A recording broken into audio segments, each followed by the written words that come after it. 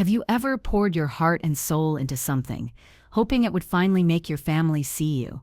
Not just look at you, but truly see your worth. I did. I'm Amelia. And for most of my life, I was the family footnote, the archivist.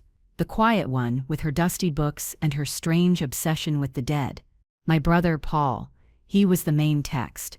The true heir to the Croft family name and the considerable fortune that came with it. Our parents, Richard and Eleanor, never let us forget our roles. Paul was destined to lead. I was destined to, well, they never really finished that sentence. I was the hobbyist. And that was that. For their 50th wedding anniversary, I decided to give them the one thing I was uniquely qualified to create. A history, a beautiful leather-bound family tree, tracing the Croft lineage back to its very roots. It was a peace offering, I suppose. A desperate attempt to prove that my hobby had substance, that the past I cherished so much was the same one that gave them their precious present. I spent months in county clerk offices that smelled of dust and decaying paper, my fingers stained with ink from scrolling through microfiche census records from a century ago. I was cross-referencing a property deed from 1902 with the 1890 census, trying to pin down the exact date our great-great-grandfather, Silas Croft, purchased the land our entire estate now sits on. And that's when I found it. A secret buried so deep it had been forgotten by everyone. A loose thread in the perfect tapestry of our family history. According to the family Bible, the official sanctified record my mother kept on the mantelpiece, Silas Croft married Eliza May in 1895, and their first son, my great-grandfather, was born a year later. But the census from 1890 told a different story. It listed Silas Croft, age 25, head of household, and next to him, a wife named Mary, and a 1-year-old son named Thomas. I felt a chill that had nothing to do with the drafty archive room. I checked again. There was no mistake. 10 years later, in the 1900 census, Silas was married to Eliza. Mary and Thomas Croft were gone, vanished, as if they had never existed. But they did. After 3 more days of frantic, obsessive digging, I found them, in a different county, living in a 1-room tenement. Only their name had changed. Mary Vance, widow, and her son, Thomas Vance. She had taken her own maiden name. He had abandoned them. Our great-great-grandfather, the celebrated founder of the Croft fortune, the man whose portrait hung in my father's study, hadn't just started a family, he had discarded one. That discarded branch, that forgotten child, had children of his own, who had children of their own, and that child's last living direct descendant. He wasn't some stranger in a faraway state. He was my father's unassuming groundskeeper, a quiet, gentle man named Arthur Vance, a man my parents had underpaid, overworked, and treated with casual cruelty for my entire life. And as I sat there, the fluorescent lights of the archive buzzing overhead, I found one more thing, an obscure, almost mythical state inheritance law from the era, a law about pretermitted heirs, children deliberately concealed and written out of a family line. According to that forgotten law, a law our family's lawyers had clearly never considered, Arthur Vance wasn't just the descendant of a ghost, he was the rightful heir to half of everything we had. And in that moment, the hobbyist decided it was time to get a new hobby: justice. The drive home from the state archives was a blur. My hands were shaking so hard on the steering wheel that I had to pull over twice. The documents were in a manila folder on the passenger seat, but they felt like they were burning a hole right through the upholstery. This wasn't just a historical correction. It was a grenade. Every story my parents had ever told me, every lecture about legacy and bloodlines, every smug smile Paul had ever given me, it all felt like a grand, elaborate lie. When I got back to my small apartment, the one place that was truly mine, I laid the copies out on my dining table. The 1890 census with Silas and Mary, and baby Thomas. The 1895 marriage license for Silas and Eliza. The 1900 census, showing Silas with his new family, living on the very land he'd bought, while his first son was likely going hungry. And finally, The heartbreaking 1910 census, listing Thomas Vance, age 21, occupation laborer. A life of toil, while his half-brother, my great-grandfather, was attending a private university. The weight of it all crashed down on me. This wasn't just an injustice, it was a theft of identity, of legacy, of fortune, a theft that had cascaded down through a century, shaping the lives of every person in that lineage. Arthur's life, my life. I felt a wave of nausea, and had to sit down, my head in my hands. The beautiful calligraphed family tree I had been working on for months was propped against the wall. It looked grotesque now, a monument to a fiction. The thick, elegant lines connecting Silas to Eliza felt like a scar covering a festering wound. For 2 days I didn't answer my phone. I just stared at the papers, the story replaying in my mind, and the memories started to surface, each one now cast in a new, sickening light. I remembered being 12. My brand new bicycle, a birthday gift, had a slipped chain. Paul, who was 16 and already radiating that effortless superiority, had just laughed. "Figures you'd break it, Amelia. You break everything." He'd swaggered off with his friends, leaving me on the gravel driveway with tears welling in my eyes. I was still sitting there a few minutes later when Arthur came around the side of the house with a pair of shears. He didn't say much. He never did. He just knelt, his old calloused hands surprisingly gentle, and worked the greasy chain back onto the sprocket. He wiped his hands on a rag from his back pocket, gave my shoulder a little pat, and said, "There you go, miss." He never called me Amelia. Always miss. He was an employee, and the line was never to be crossed. I remembered his quiet kindness, the way he always had a smile for me, even when my father was yelling at him. Arthur Vance, Thomas Vance's grandson, my great-grandfather's nephew, my father's cousin. The thought was so staggering, so fundamentally world-altering, that I felt dizzy. He wasn't just the groundskeeper, he was family. The most wronged, most ignored, most deserving member of our family. Then another memory, sharper and more bitter, a family dinner from just last year. My parents had this tradition of a Sunday meal, a mandatory command performance, where we would all gather to reaffirm the family hierarchy. My father, Richard, would sit at the head of the table, my mother, Eleanor, to his right, and Paul, the Dauphin, beside her. I was always seated at the far end, next to an empty chair, as if to emphasize my peripheral status.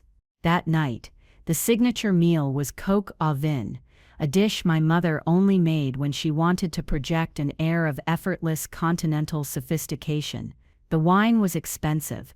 The conversation, as always, orbited around Paul. He'd announced, with a sigh that was meant to sound world-weary, but just sounded pathetic, that his latest tech startup, a venture funded entirely by my father, had hit a few snags. A few snags, I later found out, meant it was completely belly up, having burned through $250,000 with nothing to show for it but a fancy website and some branded polo shirts. My father had clapped him on the shoulder. "Don't you worry, son," he'd boomed, his voice full of paternal pride. "We'll sort it out. It takes courage to fail. That's how you learn." My mother had chimed in, her voice dripping with sympathy. "Of course we will, darling. Your father and I are so proud of your ambition." 2 weeks earlier, I had finally worked up the courage to ask them for a loan. Not a $250,000 gift, but a $20,000 loan to rent a small office space and buy professional-grade scanners for my own archival business. I'd come prepared with a full business plan, profit projections, a list of potential clients. My father hadn't even looked at it. He'd leaned back in the cold leather of his study armchair, a look of tired disappointment on his face. "Amelia," he'd said, "we love you. But this hobby of yours, it's not a career. It's time you got a real job. The family can't be expected to subsidize your little projects forever." Paul's failure was a courageous lesson. My ambition was a little project. The hypocrisy was so blatant, so deeply ingrained in the family's culture, that I hadn't even fought back. I had just nodded, mumbled an apology for wasting his time, and left the shame burning in my gut. Now, looking at the documents on my table, that shame was curdling into something else, something cold and hard and clear. In the final memory, the one that broke through the fog of grief and confusion, it was from last month. My father, standing on the immaculate back patio, pointing a finger at Arthur Vance. A single patch of brown on the sprawling green lawn had offended his sense of order. "Vance," he'd shouted, though Arthur was only 10 feet away. "What is this? I pay you to maintain this property, not to let it die. Are you lazy or just incompetent?" Arthur stood there, his hat in his hands, his face a mask of weary resignation. "I'm sorry, Mr. Croft. It was the grubs. I put down the treatment, but that spot—" My father cut him off. "I don't want excuses. I want results." My father would be rolling in his grave if he saw this. He had pride in this land. My mother, Eleanor, watched from the doorway, her arms crossed, a look of distaste on her face, as if Arthur himself were a grub. The irony was a physical blow. His father, my great-grandfather, was living in luxury on this very land, while Arthur's grandfather, Thomas Vance, was likely digging ditches for a few cents a day. The pride my father spoke of was built on the ashes of Arthur's birthright. On the third day of my self-imposed exile, the phone rang. It was my mother. I almost let it go to voicemail, but some masochistic impulse made me answer. Her voice was bright, brittle, and utterly devoid of concern. "Amelia, darling, finally. I was beginning to think you'd fallen off the face of the earth. Listen, I need that family tree. We're sending out the invitations for the anniversary party next week, and Paul had the most brilliant idea. We'll use a copy of your drawing as the cover. Isn't that sweet? A way to include your little project in the celebration. A prop." My months of work, my earth-shattering discovery, was being reduced to a sweet prop for their party invitations. The condescension was a slap in the face. It wasn't just that they didn't see my value, it was that they were incapable of seeing it. I was a background character, an accessory to their perfect family portrait. Something inside me snapped. The grief, the shock, the hurt. It all crystallized into a single diamond-hard point of resolve. "It's not finished," I said, my voice eerily calm. "What do you mean it's not finished?"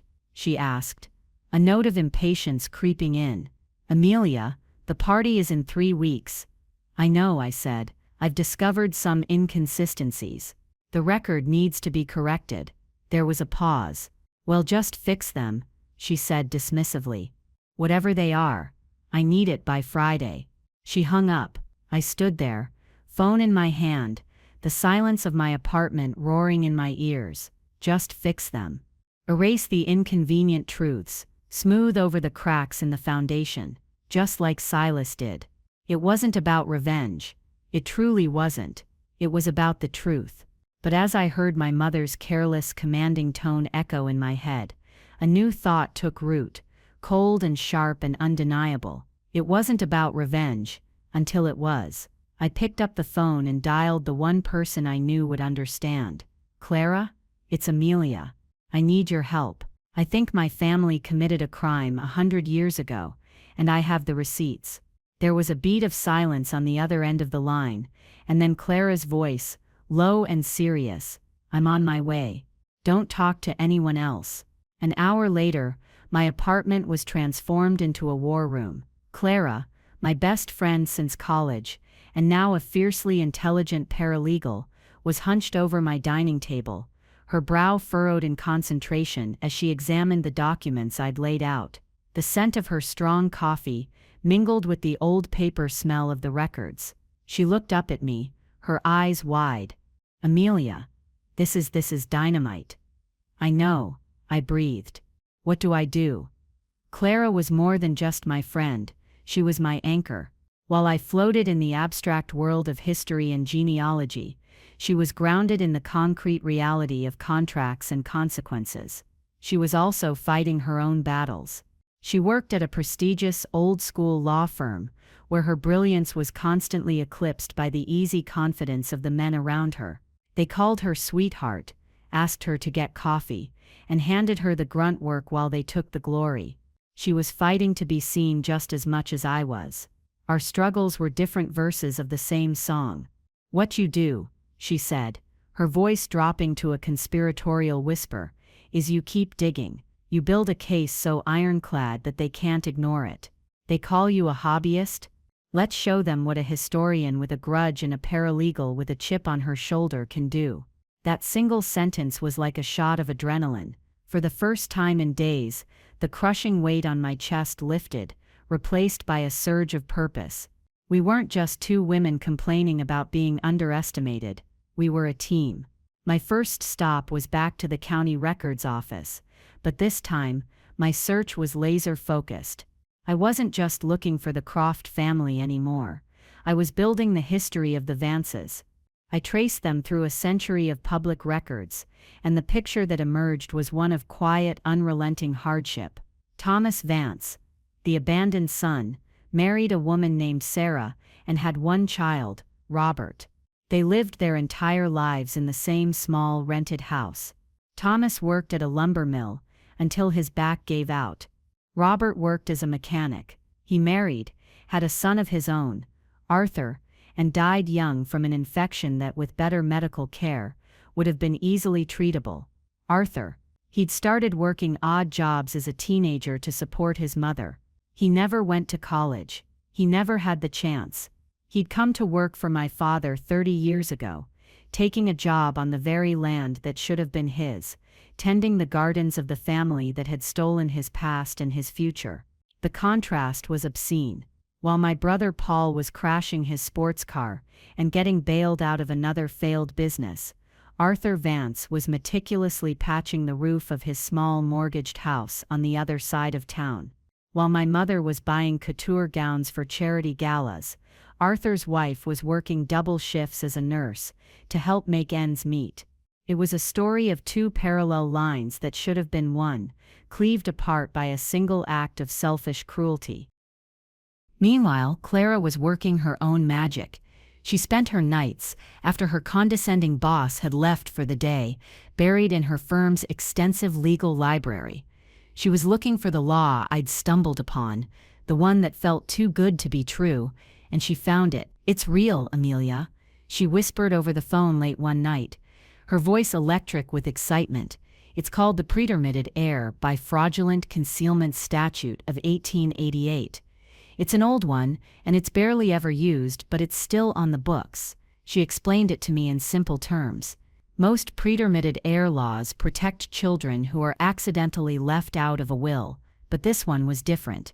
It was specifically designed for cases where an heir was intentionally and maliciously hidden or disavowed.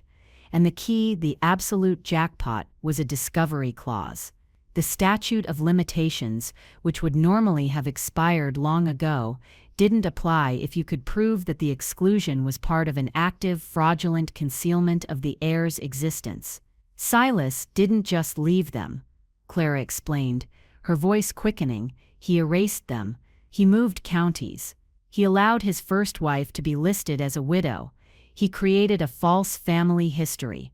That's concealment, Amelia. That's fraud. The law was clear. A proven heir under this statute was entitled to their full intestate share, the portion they would have received if the deceased had died without a will. In the case of Silas Croft, who had 2 children at the time of his death, that share was 50%.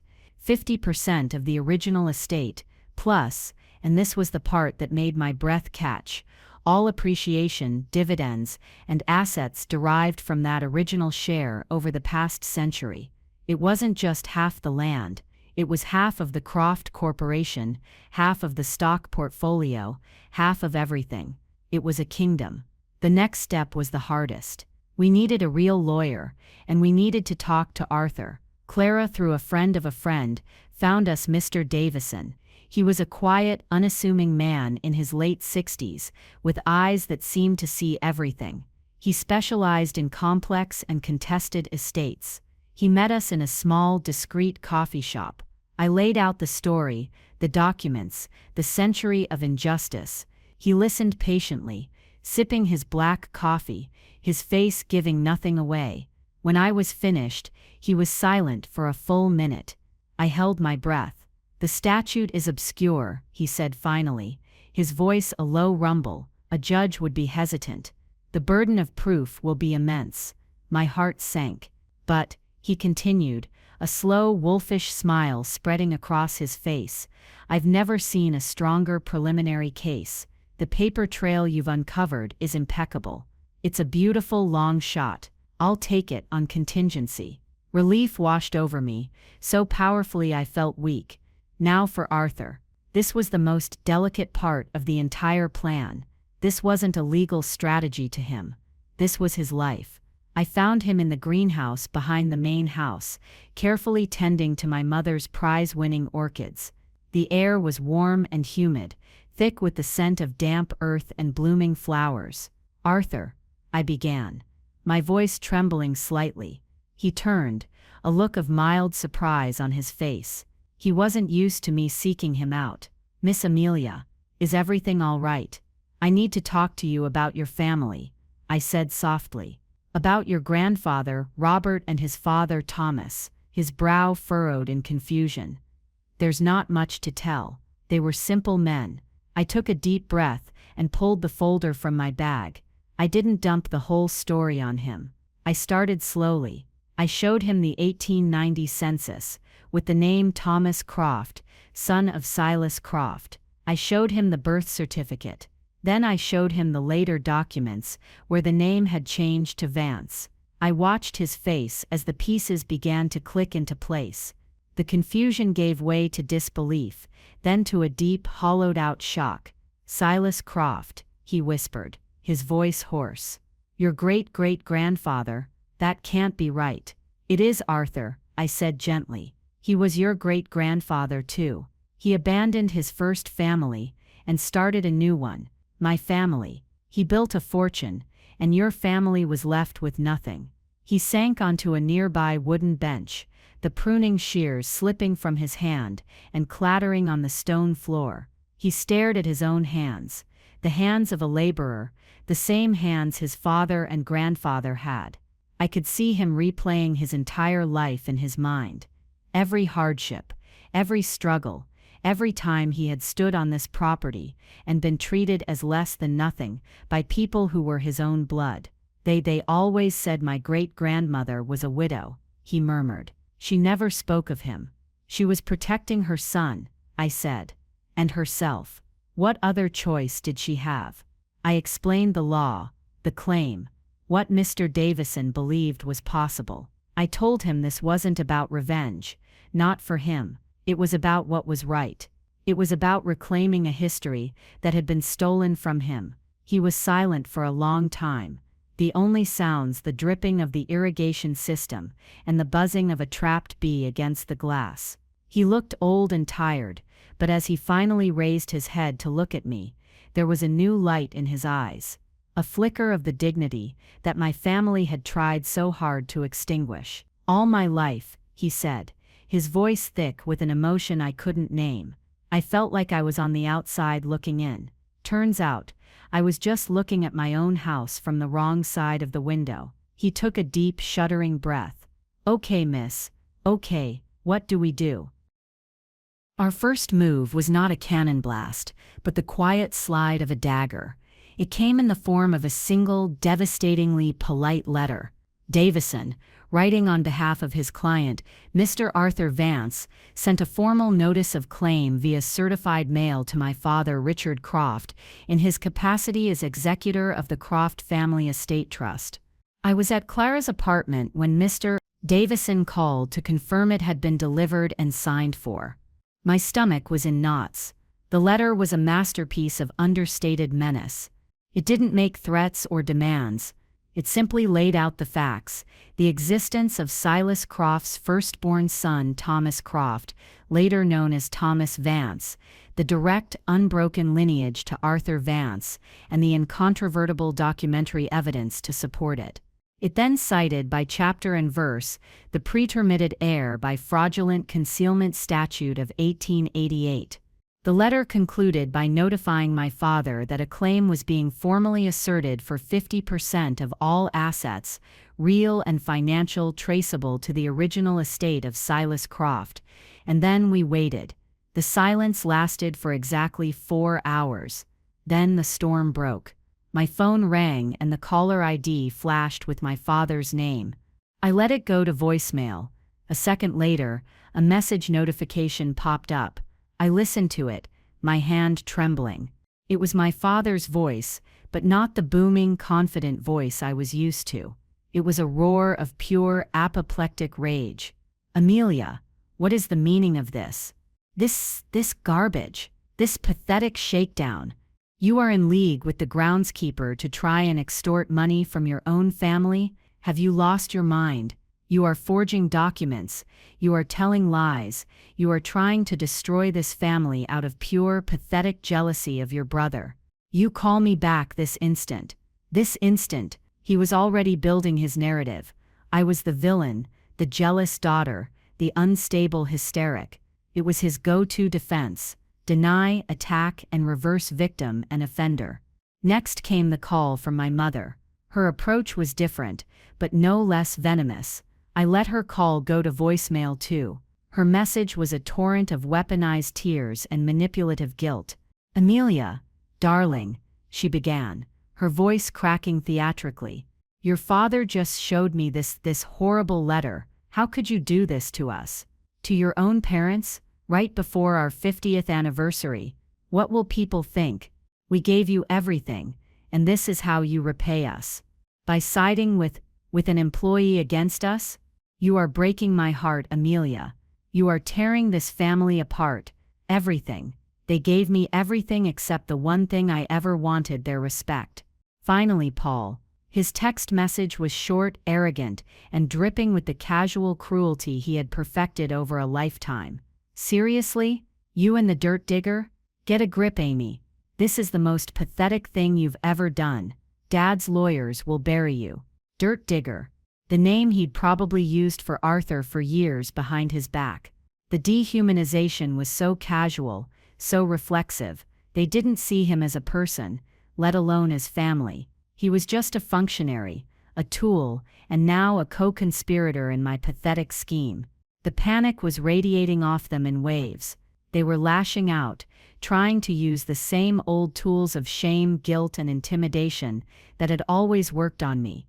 But something had changed. I wasn't the same person I was a week ago. Their words, which once would have sent me spiraling into self-doubt and shame, now felt hollow. They were just noise. The desperate roaring of a crumbling dynasty.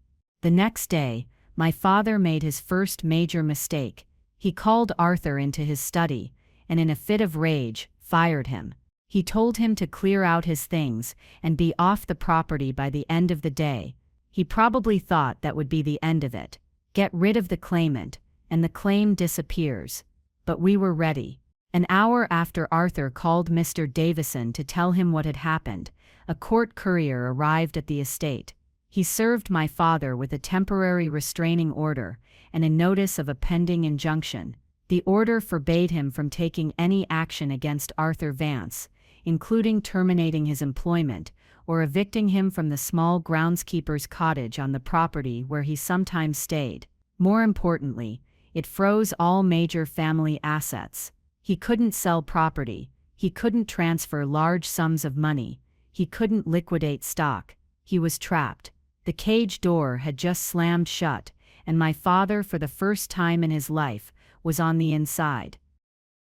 The days that followed were a masterclass in antagonist panic. My family's lawyers, a white-shoe firm that specialized in corporate tax law, were completely out of their depth. They scrambled to research the archaic statute, and the news they delivered to my father was clearly not what he wanted to hear. I knew this because the tone of the voicemails changed. The roaring anger subsided, replaced by a kind of wheedling, bargaining tone. They were realizing that their usual tactics, blustering and threatening, were not going to work. The evidence was the problem. The documents didn't have feelings, they couldn't be intimidated or shamed, they just existed, a silent, damning testament to the truth. The power was shifting, and the feeling was dizzying. I made a decision. It was time for my own exodus, not just from their control, but from their physical space.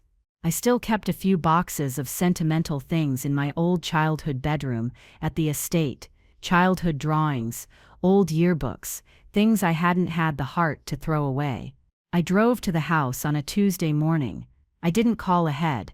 I let myself in with my old key, my heart pounding a steady, defiant rhythm. The house was silent.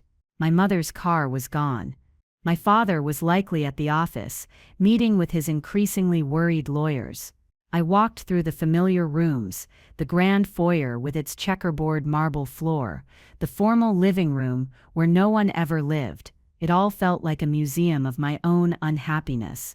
The air was thick with the ghosts of 1,000 tiny slights, a million moments of being made to feel small. I went upstairs to my old room. It was exactly as I'd left it, a time capsule of the girl who had tried so desperately to be good enough. I packed my remaining things into 2 cardboard boxes, working quickly and methodically. As I was taping up the last box, I heard a car pull into the driveway. It was my mother. I felt a jolt of panic, an old reflexive fear, but I pushed it down. I was done being afraid of her. She came in through the front door, her heels clicking on the marble. "Amelia, what are you doing here?" Her voice was cold, stripped of its usual false sweetness. I walked out of my room and met her at the top of the stairs, holding a box in my hands. "I'm getting the last of my things," I said, my voice even. She looked at the boxes, and something in her face hardened. It was the realization that this was real. I was really doing this. I was severing the final tie. "You can't be serious," she said, her voice low and venomous. "After all we've done for you. This is your home." "No," I said, the word tasting like freedom on my tongue. "This is your house. My home is somewhere else now." I started down the stairs, and she didn't move to stop me. She just stood there, a statue of indignation, watching me walk away. As I reached the bottom step, she spoke again. "Your father and I, we are willing to be generous. We will give Arthur a severance. A nice one. $20,000. For his 30 years of service. He can sign a paper, and this can all go away. We can be a family again." The offer was so insulting, so completely tone-deaf, it was almost laughable. $20,000, the price of their legacy. The cost to bury a century-old crime. It was less than what they spent on the catering for their anniversary party. It was a rounding error on Paul's last failed startup. "That's not going to happen, Mom," I said, not turning around. "This isn't about a severance package." "Then what is it about?" she shrieked, her composure finally cracking. "Is it about money? Are you that greedy? Are you trying to punish us?" I stopped at the front door and turned to face her. I looked up at her, standing at the top of the grand staircase like a tragic queen in a play of her own making. "It's about the truth," I said softly. "You should try it sometime. It's very liberating." I walked out and didn't look back. The next attempt at counter-manipulation came from Paul. It was in its own way, even more desperate. He showed up at my apartment, unannounced a few days later. I almost didn't open the door, but morbid curiosity got the better of me. He looked terrible. His usually perfect hair was a mess, and there were dark circles under his eyes. The swagger was gone, replaced by a twitchy, nervous energy. "Amy," he began, using the childhood nickname he only used when he wanted something. "Can I come in?" I left the chain on the door. "What do you want, Paul?" He ran a hand through his hair. "Look, this has gone too far. He's not handling this well. The lawyers are talking about things I don't understand. Liquidation, fiduciary duty. It's a mess. It's a mess Silas Croft made 100 years ago," I said flatly. "We're just the ones cleaning it up." He actually flinched. He wasn't used to me talking back to him like this. Okay, look, he said, leaning closer to the door, his voice dropping to a conspiratorial whisper. What do you want? Is it the business? You want the money for your little archive thing? I'll talk to Dad. We'll give it to you. 100,000, 200, whatever you want, just call off your lawyer, and get the groundskeeper to back down. It was the ultimate test. He was offering me everything I had ever asked for. The validation, the financial backing. He was trying to buy my loyalty, assuming, as he always had, that my principles had a price tag. He wanted me to do to Arthur exactly what Silas had done to Thomas, take the money and betray my own family for personal gain. The irony was so thick, I could have choked on it. They had spent my entire life telling me I wasn't a true Croft, and now at the 11th hour, they were begging me to act like one. I looked at my brother, at the desperate pleading in the eyes of the golden child, who had never had to plead for anything in his life, and I felt nothing but a profound, bottomless pity. He didn't get it. He never would. It's not my decision, Paul, I said, and the words were the truest I had ever spoken. The claim belongs to Arthur Vance. I'm just the hobbyist who found the paperwork. I closed the door in his face, slid the deadbolt home, and for the first time I laughed. It wasn't a happy sound. It was the sound of chains breaking.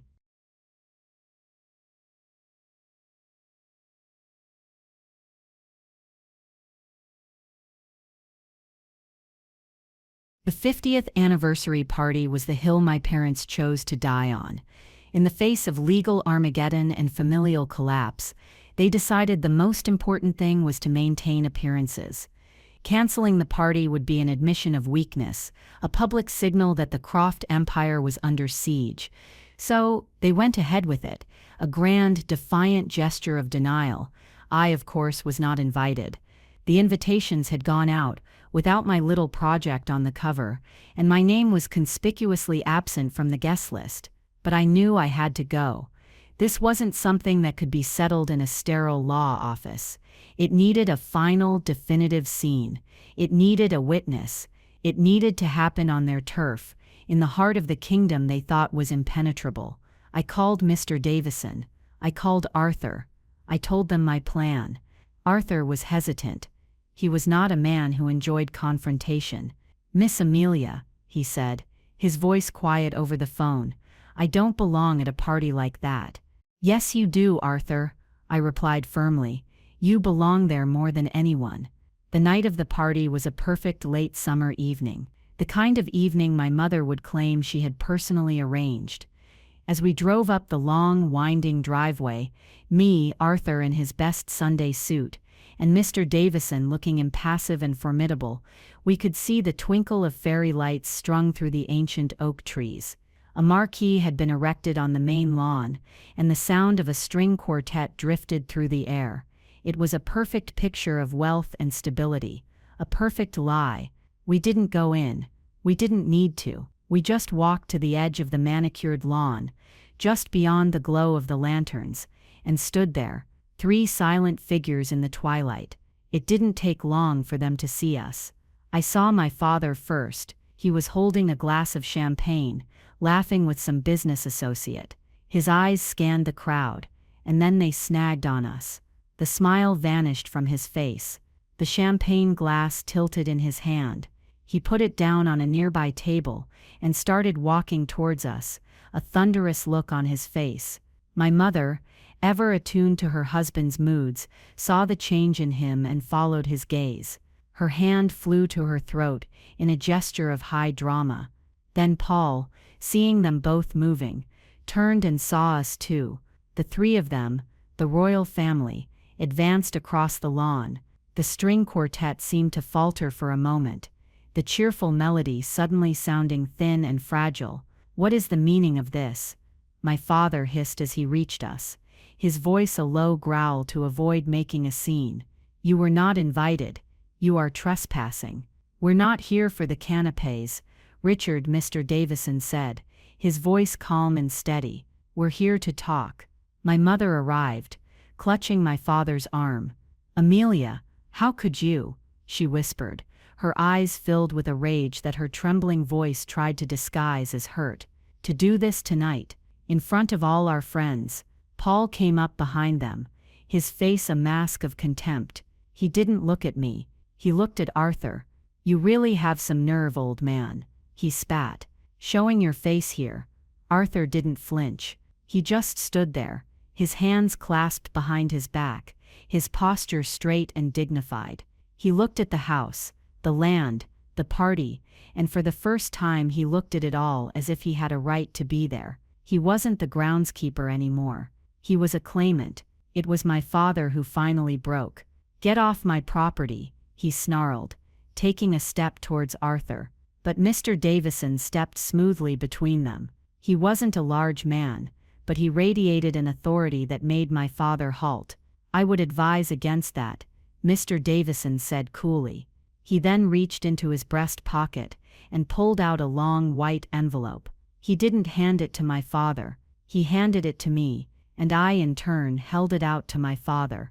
"What is this?" my father demanded, snatching it from my hand. "It's a settlement offer," Mr. Davison explained. "A final one. To avoid a public, protracted and deeply embarrassing court case that will air every piece of your family's dirty laundry for the past 120 years. My father tore open the envelope. His eyes scanned the single page of text, his face growing paler with every line he read. The offer was, as Mr. Davison had said, the only way out. It proposed the creation of a new trust to manage the core family assets, the investment corporation, the commercial real estate portfolio. The trust would be co-managed by Arthur Vance and a neutral court-appointed arbiter.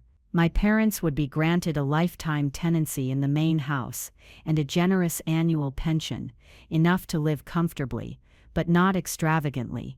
The remaining liquid assets and personal properties would be appraised and split, 50-50. It was their only chance to salvage their name and avoid total ruin. It was also a complete and total surrender. My father looked up from the paper, his eyes wild. He looked at me, then at Mr. Davison, and finally his gaze settled on Arthur. He looked at the man he had underpaid and belittled for 3 decades, the man whose hands were rough with the soil of the land he was about to own. He saw the quiet dignity in Arthur's face, a dignity that no amount of money or power could ever buy or crush, and in that moment, he knew he was beaten. The fight went out of him, replaced by a gray, hollowed-out despair. The new reality had arrived. Without a word, he turned and walked back towards the party, the settlement offer dangling from his hand like a white flag.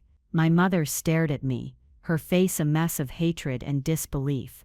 "I hope you're happy," she whispered. "I hope you're proud of what you've done." Then she turned and hurried after her husband. Paul was the last to leave. He gave me one last look, a look of pure, unadulterated venom.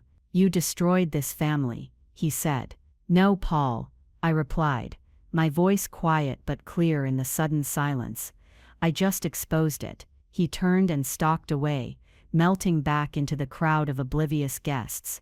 And there we were, me, Arthur, and Mr. Davison, standing alone on the edge of the lawn, the sounds of the party starting up again, a little too loud, a little too forced. The charade was over, the power had shifted.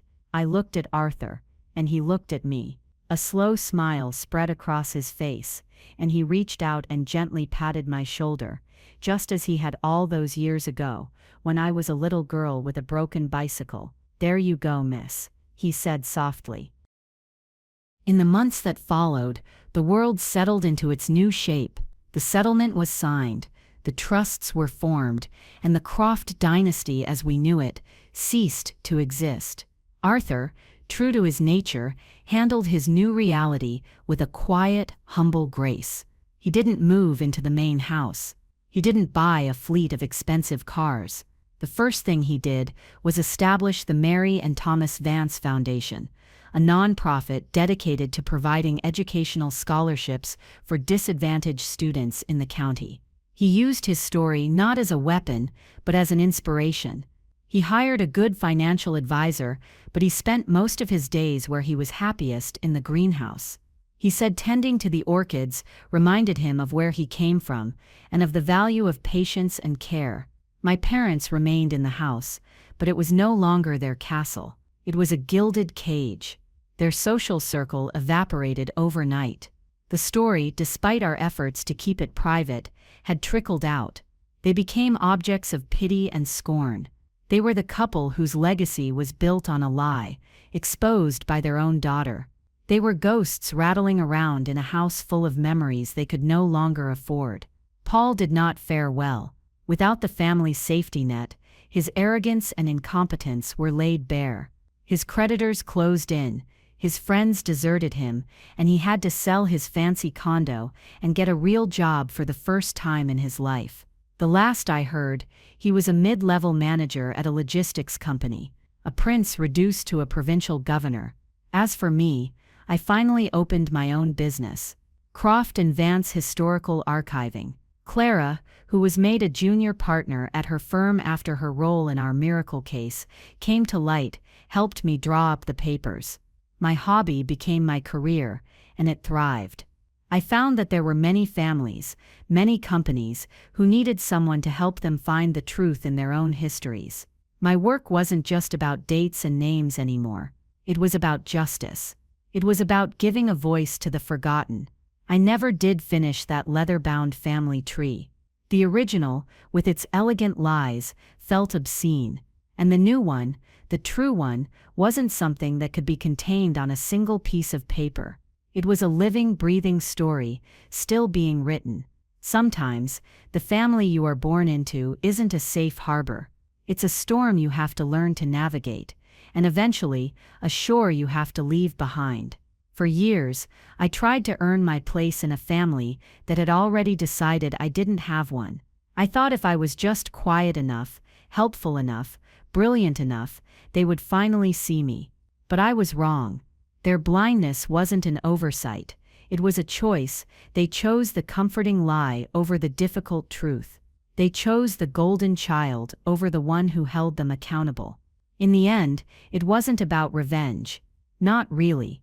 It was about the simple, undeniable fact that Arthur Vance's story deserved to be told. My story deserved to be told. The truth has a weight and a power all its own, and you can bury it for a year, or a decade, or even a century, but eventually it finds its way to the surface. It demands to be seen. I was just the hobbyist who happened to be there when it did. I had to choose between carrying the weight of their lie or standing in the light of my own truth. And that choice, as it turned out, set us all free. If you've ever felt overlooked or had your passion dismissed as just a hobby, I want to hear about it. Tell me your story in the comments below.